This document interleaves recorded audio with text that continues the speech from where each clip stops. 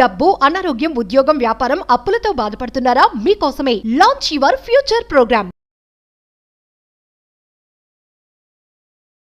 నమస్కారం అండి, డాక్టర్ శ్రీ ఆచార్య అనంతకృష్ణ స్వామి గారు. నమస్కారం. చాలా మంది అడిగేది ఏంటంటే క్లాసెస్ ఎక్కడ స్టార్ట్ అవబోతున్నాయి, డేట్స్ ఏంటి అని అడిగే వాళ్ళు చాలా మంది ఉన్నారు. ఫస్ట్ క్లాస్ వివరాలు చెప్పండి సార్. ఓకేమ్మా, ఇప్పుడు మనకి 2024లో మనకి 29 సెప్టెంబర్ వచ్చి అనంతపురంలో ఉందమ్మా. అలాగే 6 అక్టోబర్ వచ్చి విజయవాడలో ఉంటుంది, 20 అక్టోబర్ వచ్చి హైదరాబాద్లో ఉంటుంది, 27 అక్టోబర్ వచ్చి మనకి బెంగళూరులో ఉంటుంది. ఓకే. అలాగే 3 నవంబర్ వచ్చేసి మనకు వైజాగ్లో ఉంటుంది, 10 నవంబర్ వచ్చి తిరుపతిలో ఉంటుంది, 1 డిసెంబర్ వచ్చి మనకి రాజమండ్రిలో ఉంటుంది. ఈ విధంగా వీలైనంత తొందరగా ఎన్రోల్ చేసుకోండి. నమస్కారం డాక్టర్ శ్రీ ఆచార్య అనంతకృష్ణ స్వామి గారు. నమస్కారం అండి. స్పిరిచువల్ నాలెడ్జ్తో కూడుకున్నటువంటి మనీ సబ్జెక్ట్ అండ్ అందులో కూడా గోవా క్లాస్ వెళ్ళి వచ్చిన తర్వాత అద్భుతంగా జరిగిందని చెప్పేసి అన్నారు. సో ఏ క్లాస్ చెప్పాను రా అని అంటే అక్కడ వాళ్ళకి కావాల్సిన విధంగా మిమ్మల్ని మీరు మార్చుకోవడానికి ఉండేటువంటి ఏకైక టైము, దాన్ని మీరు ఎంజాయ్ చేస్తే చాలు అని అక్కడ ఉండేటువంటి స్పిరిచువల్ నాలెడ్జ్ని కూడా ఇక్కడ కొంత షేర్ చేయడం జరిగింది.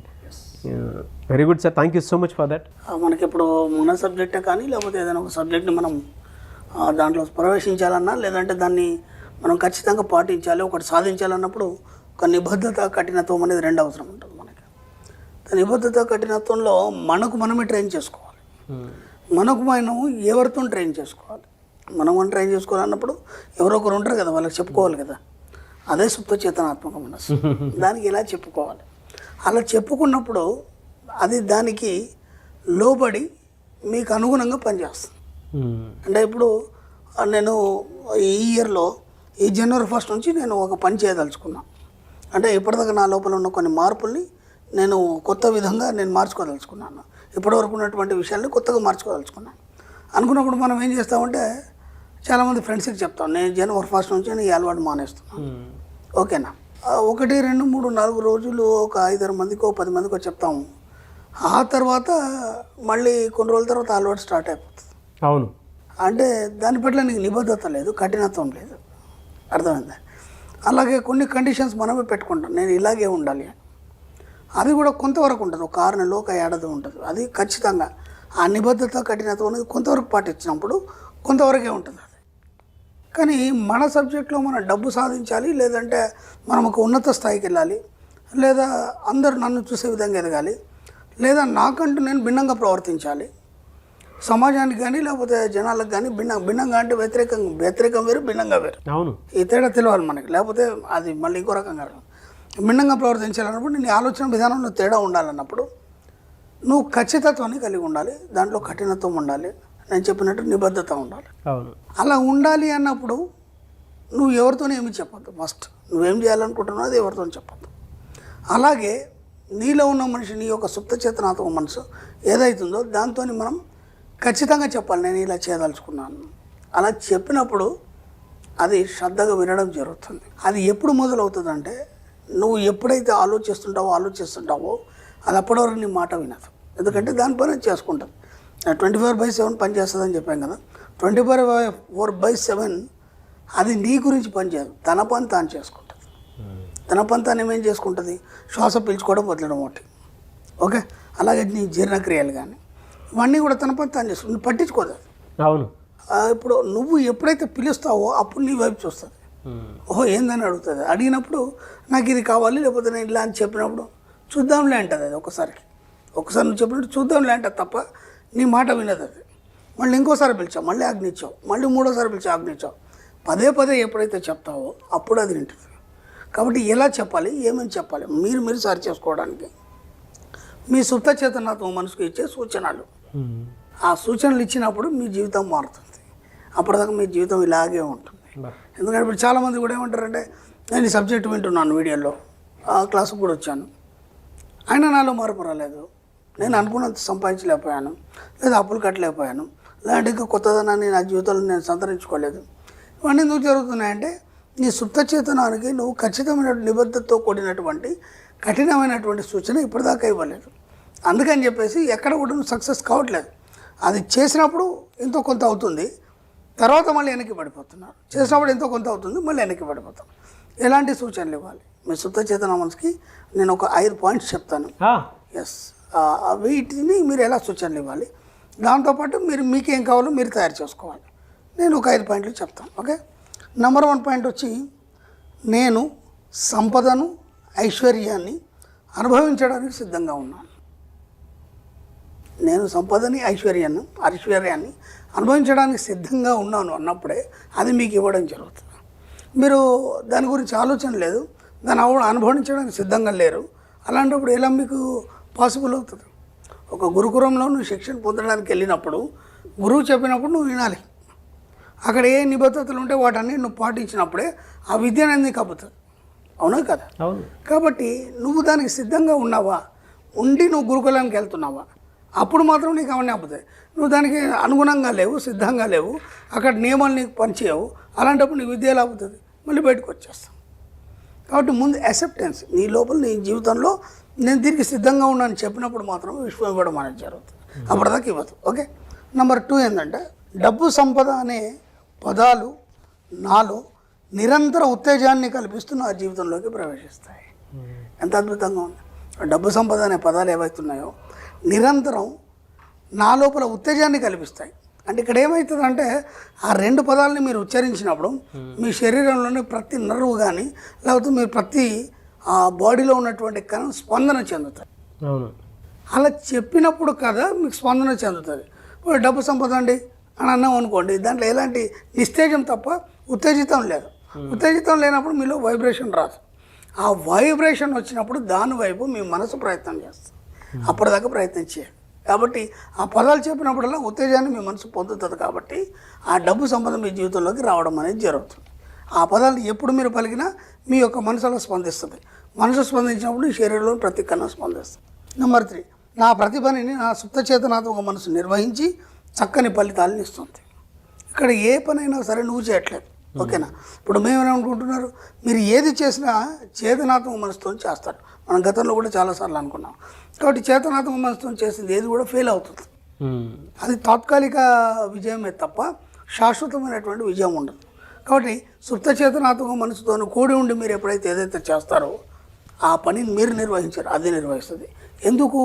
ఇప్పటివరకు నేను ఎన్నోసార్లు చెప్పాను కదా, మీరు పిలిస్తే కానీ అది పలకదు. పదే మీరు చెప్పి నాకు ఇది కావాలని చెప్పినప్పుడు బాధ్యత తను తీసుకొని దాన్ని ఎలా డిజైన్ చేయాలని చేస్తుంది.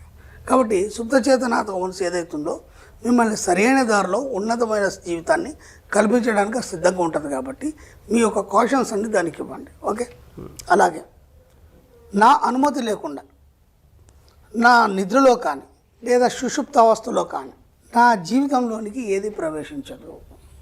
అది ఎంత ఎక్సలెంట్ వర్డ్ అంటే, మనం ఇంతకుముందు కూడా మనకు విన్సెంట్ ఫీల్ చెప్పినటువంటి ఒక చిన్న వర్డ్ చెప్పుకున్నాం, ఏది దానికి కలత చెందాం, ఏది నీ దరికి రానియకు, అన్నీ మాయమైపోతాయి. విన్సెంట్ ఫీల్ అని చెప్పుకున్నాం మనం. అవును. ఇది కూడా అదే. అంటే నువ్వేం చేస్తున్నావు అంటే, నువ్వు అనుమతిస్తేనే, స్టార్టింగ్లో చెప్పుకున్నావు ఒక వర్డ్, నువ్వు అనుమతిస్తే కానీ నీ జీవితంలోకి ఏది రాదు, యాక్సెప్టెన్స్. కాబట్టి ఇక్కడ ఏం చెప్తున్నావు అంటే, నిద్రలో అయినా పర్లేదు, లేదా సుషుప్త అవస్థలో, అంటే నిద్ర కాంది నిద్ర అయింది అంటే మగత నిద్రలో ఉంటాం కదా మనం, ఆ సుషుప్త అవస్థలో అయినా సరే నువ్వు ఎలాంటి స్థితిలో ఉన్నా సరే నీ అనుమతి లేకుండా నీ జీవితంలోకి ఎవరు రారు, ఏ విషయాలు ప్రవేశించవు. అంటే ఇక్కడ నువ్వు నెగిటివ్ని ఆపాదించుకున్నావా, అది నీ అనుమతితోనే ఆపాదించబడుతుంది. పాజిటివ్ని ఆపాదించుకున్నావా, అది నీ అనుమతితోనే ఆపాదించబడుతుంది. ఇక్కడ మన సబ్జెక్ట్లో ఏం చేస్తాం, నెగిటివ్ని అనుమతించట్లేదు మన సబ్జెక్ట్లో, ఓన్లీ పాజిటివ్ని అనుమతిస్తున్నావు. కాబట్టి నీ జీవితం అంతా పాజిటివ్గా మారిపోతుంది. కాబట్టి ఇక్కడ నువ్వు ఏది అనుమతిస్తే దానిలాగానే జీవితం తయారవుతుంది. అది ఎలా? నువ్వు మామూలు స్థితిలో ఉన్నా సరే, నిద్రావస్థలో ఉన్నా సరే, సుషుప్త అవస్థలో ఉన్నా సరే, నీ అనుమతి లేకుండా నీ జీవితంలోకి ఏది రాదు. ఒక వ్యక్తి కావచ్చు, ఒక భావం కావచ్చు, ఒక ప్రేమ కావచ్చు, ఒక ఈర్ష్యాసుద్దేశ కావచ్చు, లేదంటే డబ్బు కావచ్చు, లేదా సంపద కావచ్చు, ఒక వ్యక్తి నీ జీవితంలోకి రావడానికైనా నువ్వు అనుమతిస్తేనే వస్తుంది. అది ఇక్కడ చెప్పబడుతుంది. ఇది లాస్ట్ వన్ వచ్చి, నేను నిరంతరం డబ్బు సంపద పట్ల ఎరుక కలిగి ఉంటాను. ఈ 5 ఏవైతే మనకి వర్డ్స్ ఉన్నాయో ఇవి మీరు అనుమతిస్తే కానీ మీ జీవితంలోకి రావు. అన్నప్పుడు మీరు ఏం చేయాలంటే, వీటన్నిటికీ మీరు నిబద్ధత, కఠినత్వాన్ని కలిగి మీ జీవితంలోకి ఆహ్వానం చేసుకుంటున్నారు. అలాంటప్పుడు రోజు ఉదయం లేవగానే స్నానం చేసి చక్కగా రెడీ అయ్యి అద్దం ముందు నిల్చొని చెప్పండి ఇవన్నీ. ఈ 5 వర్డ్స్ ఏవైతున్నాయో అద్దం ముందు నిల్చొని చెప్పండి. ఒక్క నెల రోజుల తర్వాత చూడండి మీ జీవితం ఎంత ఉన్నతంగా చక్కగా మారిపోతుందంటే అసలు ఎవరు ఊహించారు. అంటే నేను ఏమంటున్నా అంటే మీకు మీరే నిబద్ధత కఠినత్వం కలిగి మీ జీవితాన్ని మార్చుకోవడానికి సిద్ధంగా ఉండి ఒక ఉన్నతి వైపు డబ్బు సంపద ఐశ్వర్యం వైపు మీరు ప్రయాణించాలనుకున్నప్పుడు మాత్రం ఈ వర్డ్స్ చెప్పండి. దీనికి తోడు ఇంకా మీకు ఏమేం కావాలి, మీరు ఎలా ఉండదలుచుకున్నారు, అంటే మీ యొక్క యాటిట్యూడ్ ఎలా ఉండాలి, మీరు ఎలా ప్రవర్తించదలుచుకున్నారు, వాటన్నిటికీ మీకు మీరే ట్రైన్ చేసుకోవడానికి చక్కని వర్డ్స్ ఇవి. ఇదాన్ని ఏమంటామంటే మనం సుప్త చేతనానికి ఇచ్చే సూచనలు. మీ సుప్త చేతనానికి సూచనలు అంత మట్టుకు మీ జీవితం ఎప్పుడు గందరగోళంగానే ఉంటుంది, అయోమయంగానే ఉంటుంది. కాబట్టి వీలైనంత మట్టుకి ఈ వర్డ్స్ కాకుండా ఇంకా మీకేమేమి అవసరం, ఇంకెలా మారదలుచుకున్నారు, ఆ మారణ జీవితాన్ని మీరు ఎలా చూడదలుచుకున్నారు, ఆ ఎండ్ ఏదైతుందో దాన్ని మీరు చూడాలి. దాన్ని చూసి చెప్తున్నప్పుడు ఏమవుతాయంటే మీరు ఏదైతే చివరి ఊహిస్తారో ఆ విధంగా మీ జీవితం మారడం జరుగుతుంది. కాబట్టి వీలైనంత మట్టుకు మీ సుప్త చేతనానికి సూచనలు ఇచ్చే ప్రయత్నం చేయండి. అప్పటి వరకు మీ జీవితం మారదు, అప్పటికి గందరగోళంగానే ఉంటుంది, అయోమయంగానే ఉంటుంది. డెఫినెట్గా సార్, అంటే చాలా అంశాలు మీరు చెప్పడం జరిగింది. సబ్కాన్షియస్ మైండ్కి ఎలాంటి సూచనలు ఇవ్వాలో అనేటువంటి దానికి ఈ వీడియో మాత్రం ఒక 10 సార్లు చూసినా కూడా ప్రాక్టీస్ ఇక్కడే అర్థమైపోతుంది. అంటే మనీ మంత్ర సబ్జెక్ట్లో ఎంత అద్భుతం జరుగుతుంది అని చెప్పడానికి ఓ 21 days దీన్ని కంటిన్యూ చూసుకొని అఫర్మేషన్స్ రాసుకుంటూ వెళ్ళిపోతూ ఉంటే జీవితం దానికైతే అర్థమైపోతూ ఉంటుంది. బట్ ప్లాసిబో ఎఫెక్ట్ జరుగుతుంది మైండ్లో మాత్రం. నాకు ఎక్కడ వచ్చిందంటే 5 సార్లు క్లాస్కి వచ్చారు, పాపం అన్నీ పాటిస్తున్నారు, కానీ వాళ్ళు ఎక్కడో అక్కడ మిస్టేక్ అయ్యి వాళ్ళు అనుకున్నది సాధించలేకపోతున్నారు. ఎందుకు సాధించలేకపోతున్నారు అంటే నిబద్ధత కఠినత్వం మీ సుప్త చేతనానికి మీరు ఈ సూచనలు ఇవ్వట్లేదు. కాబట్టి అంటే మనం ఏం చేస్తామంటే నేను ఇంతకుముందు కూడా ఏం చెప్పానంటే మీకు ఇప్పుడు డబ్బు అవసరం ఉంది అర్జెంట్, ఒక 20,000 1,00,000 అవసరం ఉంది, దాన్ని మట్టికి ఆలోచిస్తారు. అంటే నాకు అర్జెంట్ 1,00,000 కట్టాలి, ఈ ఫస్ట్ లోపల నేను దాన్ని పే చేయాలి, నాకు పీకల మీద ఉంది, ఆ హడావుడి దాన్ని మాత్రమే ఆలోచిస్తారు. నేను దాని గురించి ఆలోచన అది తాత్కాలికం మాత్రమే కదా. నీ జీవితం మారాలి, నీ జీవితం ఉన్నంత వరకు ఏనాడు డబ్బు గురించి ఎవరి దగ్గర చేయి చాచాల్సిన అవసరం మనకు లేదు. నేను అనంతమని సూక్తులో కూడా రాశాను, ఎవరి దగ్గర మనం చేయి చాచడానికి మనం జన్మ తీసుకోలేదు ఇక్కడ అని చెప్పేసి. అలా శాశ్వతమైనటువంటి ఉన్నత స్థితి సంపూర్ణ స్థితి పొందాలనుకున్నప్పుడు నీ లోపల నిబద్ధత కఠినత్వంతో పాటు నీ సుప్త చిత్తానికి సూచనలు ఇచ్చినప్పుడు మాత్రమే అది జరుగుతుంది అనేది నా పరిశోధనలో తెలియదు. ఎందుకంటే నేను అలా నిబద్ధత కఠినత్వంతో ఉన్నాను కాబట్టి ఈ సబ్జెక్ట్ ఇంత ఇవ్వగలుగుతున్నాను. కాబట్టి ఇది అందరికీ చెప్పేస్తే వాళ్ళు కూడా దాన్ని సూచనలు పాటించేసి వాళ్ళకు కావాల్సిన సూచనలు ఇచ్చుకొని బాగుపడతారని ఒక ఆలోచన వచ్చి సబ్జెక్ట్ డైరెక్టివ్లో ఇద్దాం అనుకొని ఇచ్చాను. Fantastic sir. Anyway sir, thank you అండి. Thank you so much doctor Shri Acharya Anantakrishna Swami garu. Thank you అండి.